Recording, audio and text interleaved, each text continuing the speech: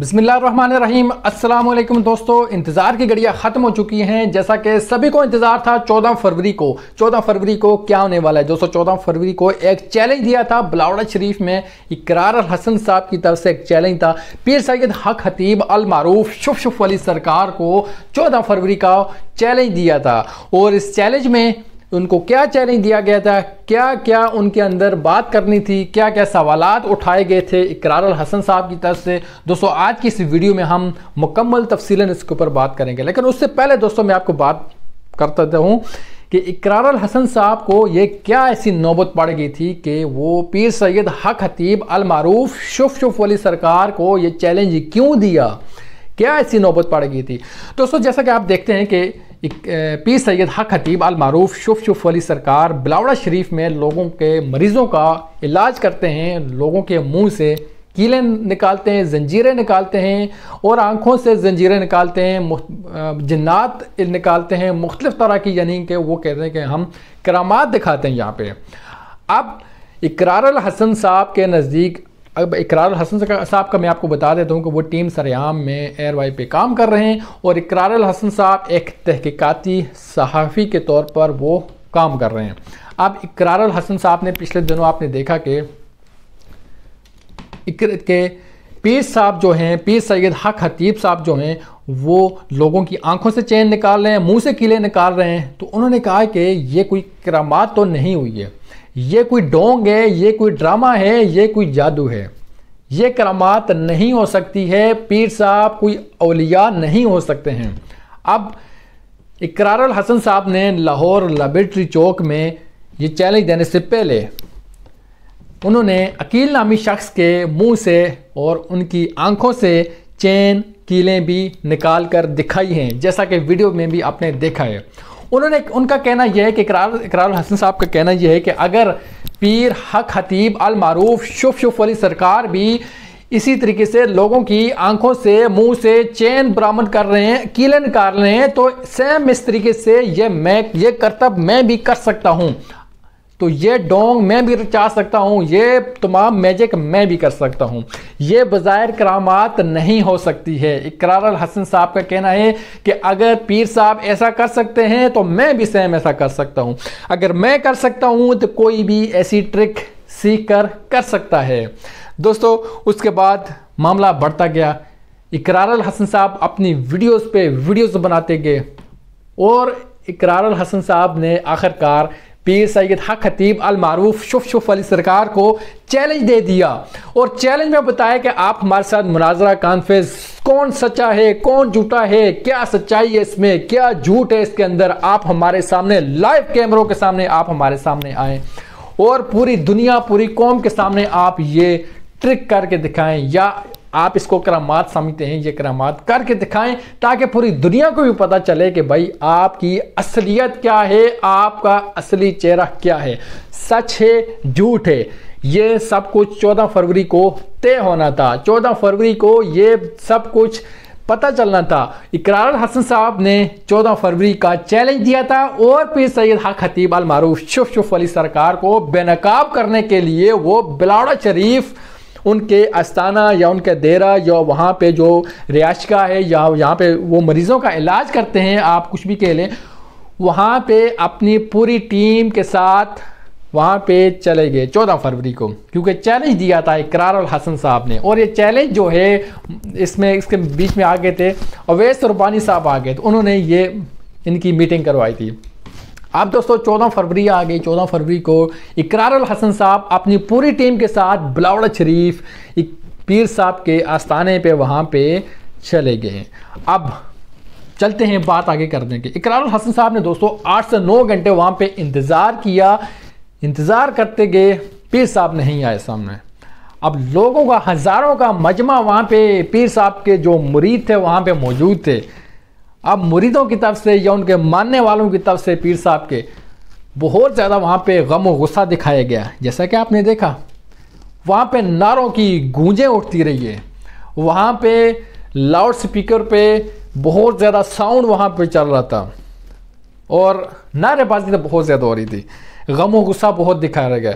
अब मुरीदैन जो है उनकी तरफ से सवालात उठाए जा रहे थे, वहाँ पे गम गुस्सा का इजहार हो रहा था, बहुत यानी गेमा गेमी अफरा तफरी इस तरह की कैफियत वहाँ पे थी, जैसा कि आपने देखा।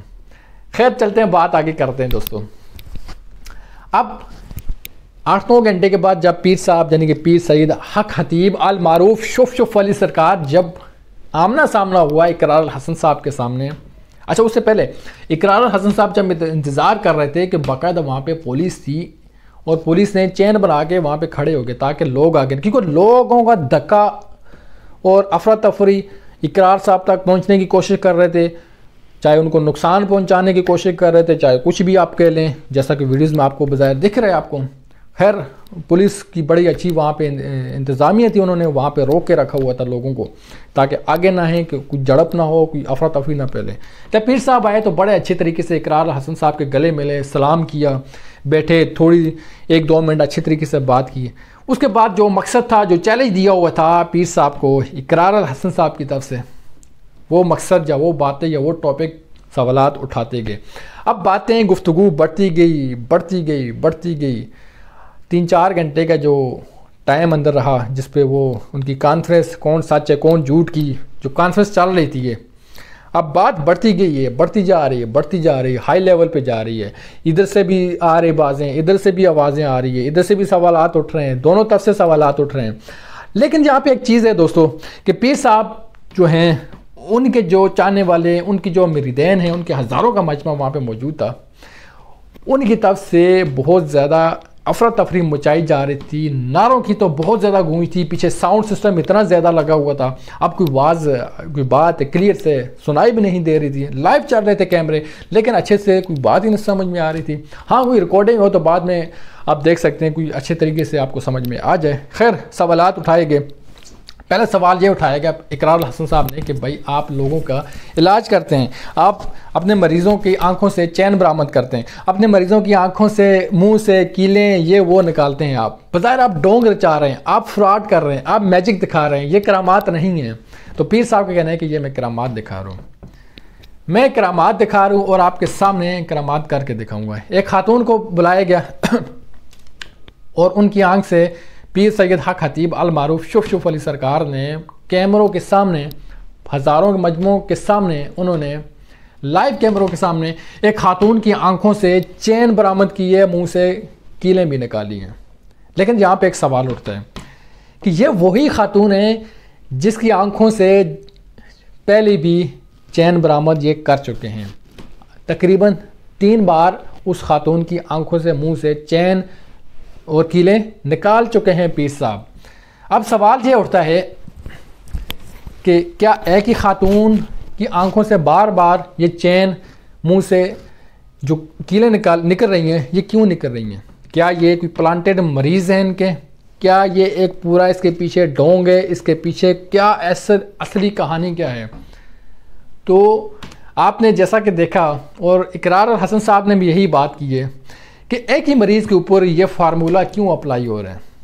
अगर तो ये करामात है, पहले तो इकरार साहब कहने कि ये करामात नहीं है, क्योंकि इससे पहले इकरार हसन साहब ने भी लिबर्टी चौक लाहौर में भी यही सेम करतब पीर साहब को बेनकाब करने के लिए ये किया था। उनका कहना है कि अगर पीर साहब ये कर सकते हैं तो मैं भी कर सकता हूँ, कोई भी ये कर सकता है, इस करतब, इस ट्रिक को सीखकर कोई भी कर सकता है।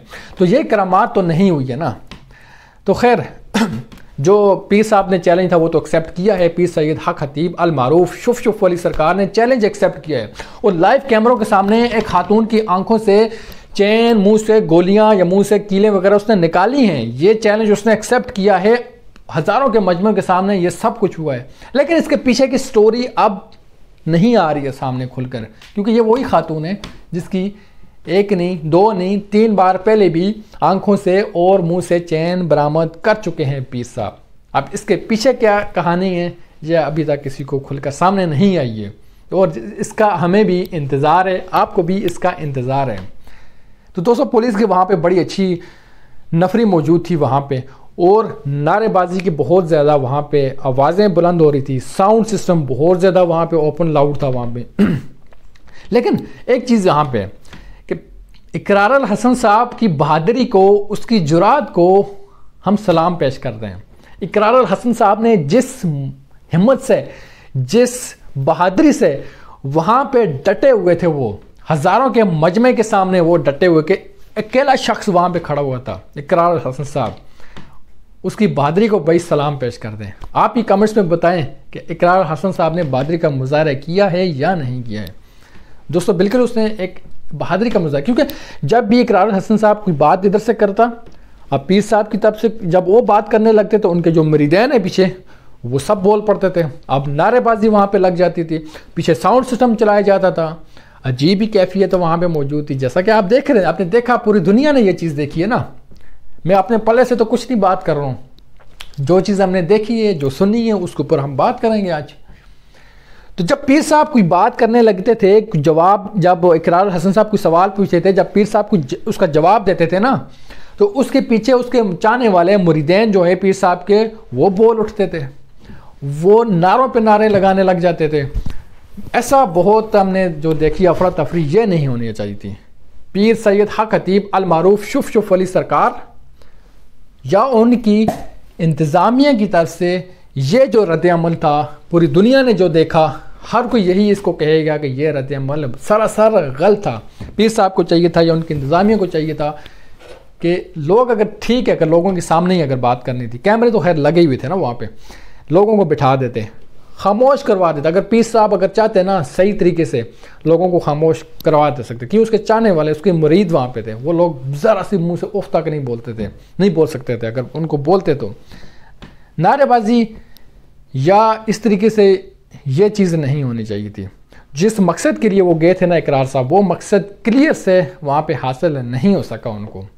बाकी उन्होंने हिम्मत दिखाई है, कोशिश की है, अपने हिस्से का काम किया है इकरार साहब ने, और पूरी कौम के लिए, पूरी, अगर आप देखेंगे बड़े अच्छे तरीके से उसने ये वहाँ पे अपनी जान हथेली पर रख कर, उन्होंने यही बोला है कि मैं अपनी जान हथेली पर रख कर वहाँ पर गया हूँ, क्योंकि जिस तरीके से वहाँ पे बर्ताव किया गया था ना, उस सभी बर्ताव आपने देखा है। अच्छा, एक और चीज़ है यहाँ पे कि इकरार अल हसन साहब ने ये चैलेंज में ये भी कहा था कि वो कुछ भी कुरानी आयात हमें पढ़ कर सुनाएं, और बार बार अपने इस गुफ्तगू में, इस चैलेंज में वो बोलते रहे इकरार साहब कि आप कुरानी आयात कुछ हमें पढ़ कर दिखाएं, या आप जो लोगों का इलाज करते हैं वो आप में क्या पढ़ रहे हैं, कौन सी कुरानी आयात पढ़ रहे हैं, या क्या आप मतलब पढ़ रहे हैं, ठीक है, वो हमें पढ़ कर सुना दें कैमरों के सामने। तो पीर साहब का कहना था कि मैं आपको सुनाने का पाबंद नहीं हूँ, मैं इस चीज़ को आपको नहीं सुना सकता। तो इकरार साहब ने कहा कि वो एक कुरानी आयात भी पढ़कर नहीं सुना सके। पीर साहब जो अपने आप को पीर मानते हैं या पीर बोलते हैं या पीर अपने आप को बुलवाते हैं। खैर ये सिलसिला चलता रहा, आपने देखा, पूरी दुनिया ने ये देखा 14 फरवरी वाला जो चैलेंज था, ये दिया हुआ था। दोस्तों इसमें फ़ैसला आपने भी करना है, क्या सच है इसमें, क्या झूठ है इसमें, लेकिन इकरार साहब की बहादुरी को आप भूल नहीं सकते। इकरार अल हसन साहब की जो बहादुरी, जो जुरात है, उसको तो सलाम पेश करना ही होगा। आज मेरा थोड़ा सा गला भी बैठा हुआ है। इकरार हसन साहब की बहादुरी को तो सलाम पेश करना होगा आपको।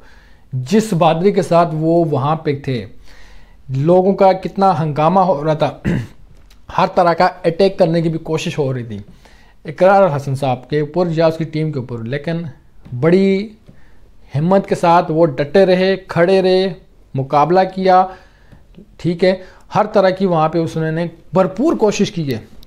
लेकिन जिस मरीज़ के उन्होंने, पीर साहब ने मुंह से या आँख से गोलियाँ या कीलें या जंजीर निकाली हैं, इसके ऊपर बज़ाहिर अभी भी सवाल उठ रहे हैं कि ये मरीज़ 3 बार इसका इलाज कर चुके, आज चौथी बार क्या नौबत पड़ गई है, और बार बार वही मरीज़ क्यों आ रही है, कोई और क्यों नहीं है। इकरार साहब का भी कहना था कि मैं अपने मरीज़ लेकर आऊँगा, आप लोगों के मरीज़ों को मैं मरीज़ नहीं समझूंगा, मैं उनको एक्टर मानूंगा। ऐसी बातें भी हुई है कि आपके मरीज़ मरीज़ नहीं है, आपके मरीज़ एक्टर हैं, वो पेड मरीज़ हैं।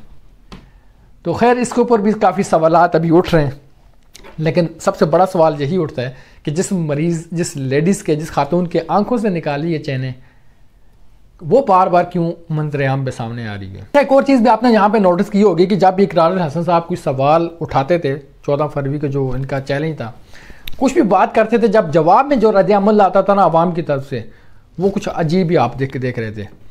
और पीर साहब भी बार बार इकरार हसन साहब को ऐसे पकड़ के ऐसे उनको यानी चूम रहे थे उनको।